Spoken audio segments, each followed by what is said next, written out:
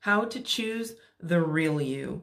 Hi, I am your host, Sky Cheyenne, and welcome back once again to Rebuild Reality, where as always, we talk about who we really are, why we're here, and how all of this stuff works. So I had one of the viewers ask a question, and they wanted to know, what does it mean to fully choose myself? And I thought that that was a good question that other people would really benefit from, so I'm doing a video on it. So what does it mean to fully choose yourself? Well, for one thing, you're not putting other people on a pedestal. You're not putting other people above you, above who you view yourself as, and above your own needs, right? Because so many people do this where we think that if we please other people, that then they'll finally recognize it and that everything will work out for us. And of course, that doesn't work at all, right? So it's where you're not putting other people on a pedestal. You're not making other people more important than you. You're making sure that your needs are met, you know, before you do the laundry and the dishes and all these other things. And boy, I was an expert of putting other people first, like for most of my life. So trust me, I know all about this. And one time I remember where I swear I had like a huge sink full of dishes, and I'm doing this huge pile of dishes, and suddenly this thought comes up. It's like, I'm really thirsty. My body is like, look, I'm really thirsty. And I'm like, look, I've only got 50 more dishes to do. I'm just going to do these and then I'll have a drink of water. And then about a minute or two later, that thought came up even stronger. I'm really thirsty. And I'm like, no, I'll just wait. I'll suffer. My body will suffer. That's okay. It's okay, because I'm going to get this done first. It's good to get things done, right? And I realized, oh my God, I am putting the dishes before me. Even the dishes are before me. Not only before me, but before my own well-being. So this kind of stuff can really run a lot deeper than we think, you know, what it means to make ourselves number one on the list. Because if we're not okay, well, you know, because so much of life is saying that it's about pleasing other people, and then you're a good person if you do live your whole life for other people. And what does it get you? It gets other people who are like, oh, you're okay with that. And the whole universe, or however you want to view it, is like, oh, you're okay with being the person that does everything for people. But you're not okay like that, right? We do that because we think it's going to result in something, but it doesn't. So we don't want to be that person who's giving ourselves away, because you didn't come here to be a maid. You didn't come here to be a slave. You didn't come here to serve everybody else but you. This is about you and your life experience. Otherwise, what are you here for, right? So it means that you take care of yourself. You put yourself at the top of the list.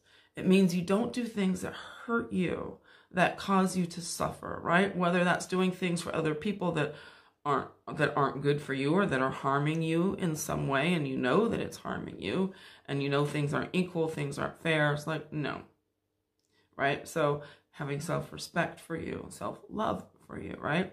Especially things that, a lot of things we're like, well, look, I'll just do it, I'll just get it over with, but we don't realize that things that become really stressful, become traumatic even, what happens when those things take place is that your mind takes a snapshot of that moment in time.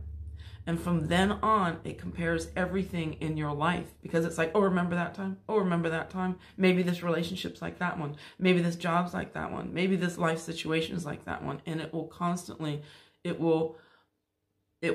problem is it blows it out of proportion, because it thinks it's trying to protect you by making you, you know, be constantly comparing it, you know, to everything else, you know, over exaggerates it because it doesn't want you to be harmed again, which sounds like a good thing. But the problem is that it creates these trigger points, or like when people are triggered, right? And you're like, what the heck what's that about? You know?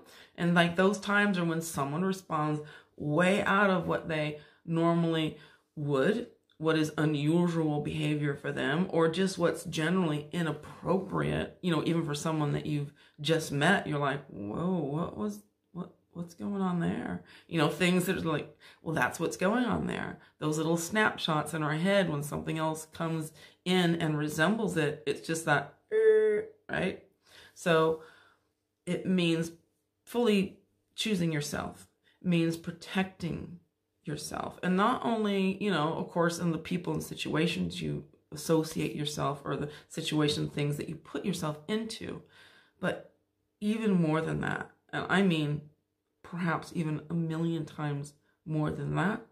It is being protective of the thoughts you accept, the thoughts you allow to stay in your head, the thoughts that you're like, oh, I heard my voice say that. Ooh, that's me. That's a good idea. Oh, you're right. I should believe that or think that or whatever, right? Because your thoughts, that person talking in your head all day long, that's your ego. And it can have some absolutely outstanding advice, terribly smart, but still, haven't you noticed that things in your life have changed very little, or perhaps not at all, right? Because although the ego has these great ideas, those ideas all basically involve you trying, pushing, struggling, killing yourselves. Oh, and when you fail, well, it's all about you not being good enough, you having not tried hard enough, you not being smart enough, right? And then it's about, oh, why don't you try this other thing? Or why don't you do it again for the 1,000,000th time? And this time, heck, you're sure to get it. It's sure to work out for you, right? But that whole thing is a perpetual hamster wheel where we rarely, if ever, arrive at our destination. And of course, whatever goes wrong is always our fault, right? So even though you're following all these great ideas that your mind, your ego is telling you, are you getting there? Is it protecting you? Is your life getting better? Are you happy? Then maybe we better realize that voice isn't us. And this is where we're going to pull back the curtains here, because if we're really going to choose ourselves, then that also understands knowing who you actually are in the first place. And that voice inside your head that talks to you all day long is not you. That is your ego. And it will send you down that trail of trying forever, working your ass off forever, because it knows that you're never going to really get there, get to where in your head you want to be, to that happiness, right? So now it's just this world of being in this crazy place where you're going faster and faster and faster, and you just never get there. So now let's really begin here. So you may want to notice that all those things that the voice in your head suggests you do are always in the future, right? But of course, the future never comes, does it? Because there is no time. So there is no tomorrow. There is no future. Tomorrow doesn't come because there's only the present moment, here and now. So any promise of the future, who's talking, right? So what we're doing here on this channel is looking beneath the surface of this whole 3D reality to find out what's really going on here.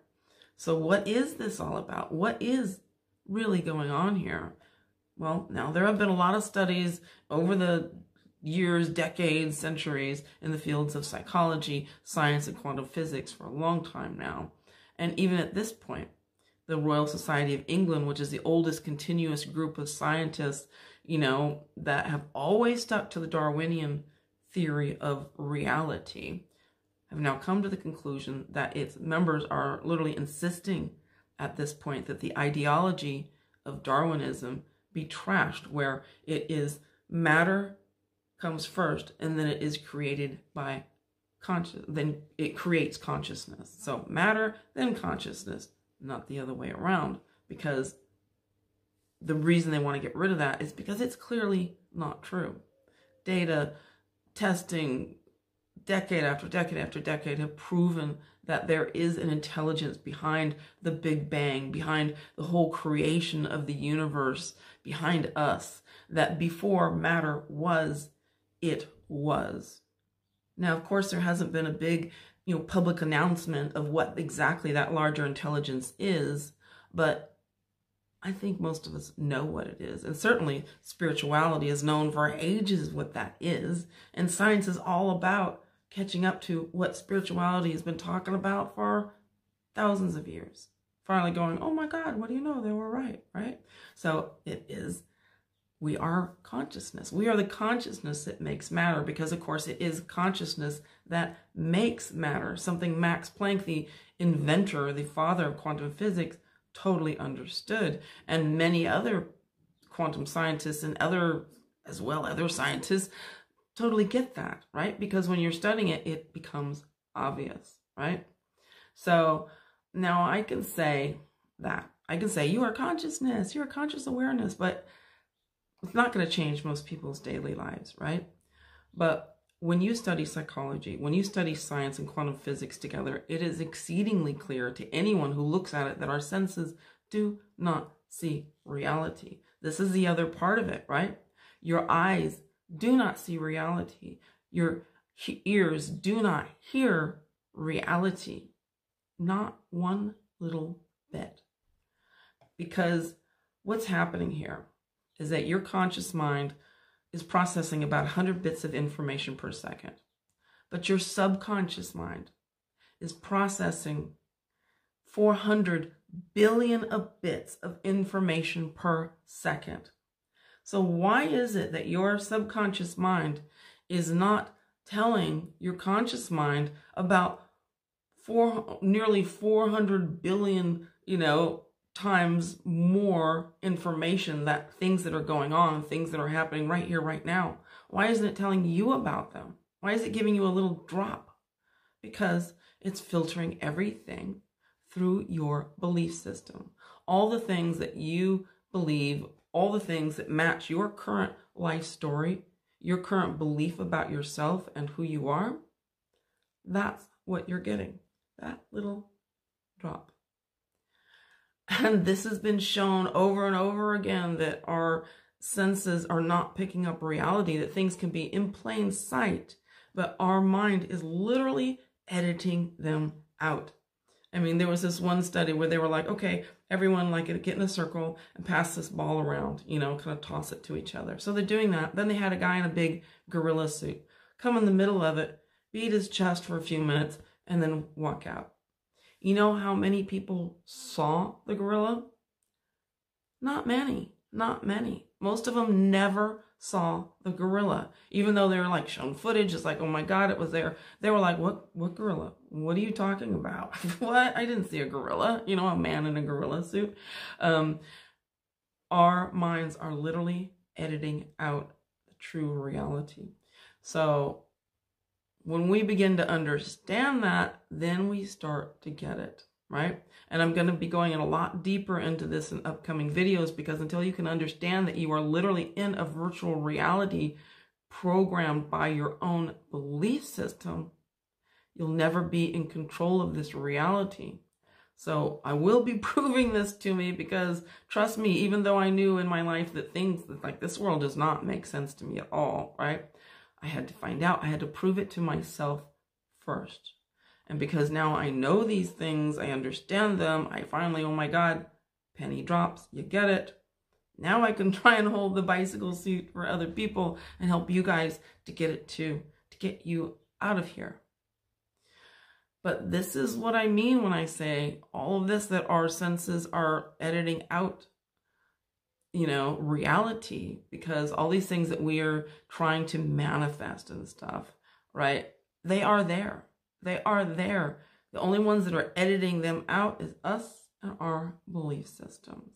What we believe we can have, what we believe we can't have, what we believe life could be, or, all those expectations, all those beliefs, that's it.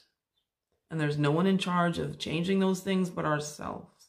And until we accept this, that our senses are not picking up on the true reality, we're going to keep going around in that same old hamster wheel of living a life out of control, right? Living a life based on our past experiences, memories, expectations, and programming. Now, to go into just a bit of it here, right? In order to change this thing, one, we got to know that we're in a program to begin with. 2, we have to understand how to change it, right? So until we get to the point where the penny drops and we're like, oh my God, I really am creating this. Until we really believe it and we let that sink in. And all that takes is some proof, right?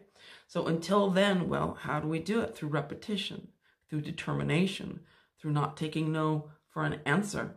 One of my favorite ways, personally, or, to just do it through these things, because just like when we were a child, we learn through repetition, and that's eventually what changed the program, where we're not taking the spoon and stick it in our eye or our ear. We finally got the spoonful of food into our mouth, as little kids, through repetition, right?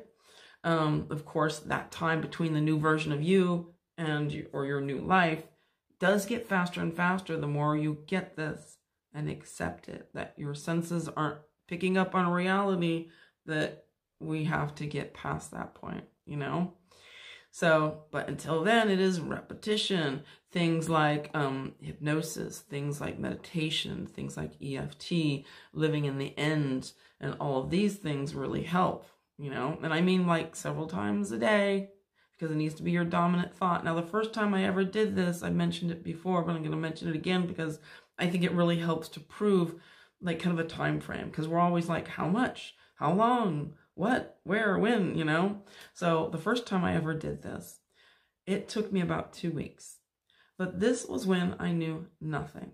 So I was doing it without understanding what I was doing. All I knew is that these thoughts, these old terrible thoughts, would come up several times a day. Every time those thoughts came up, I was like, no, I can't even think those thoughts anymore. I can't even go there.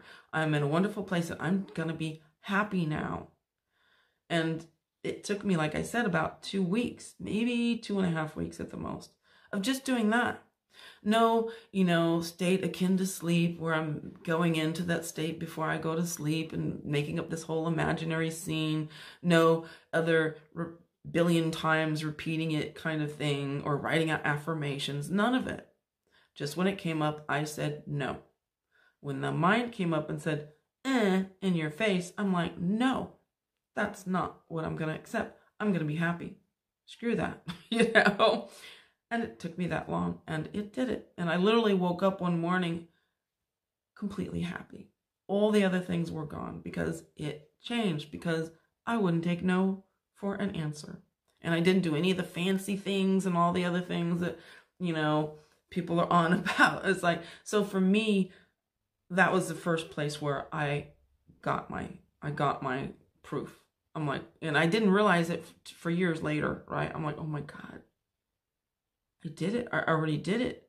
I know how it works. I get it. I understand. I know how to do it, So yes. Now, as just kind of a general comparison of this.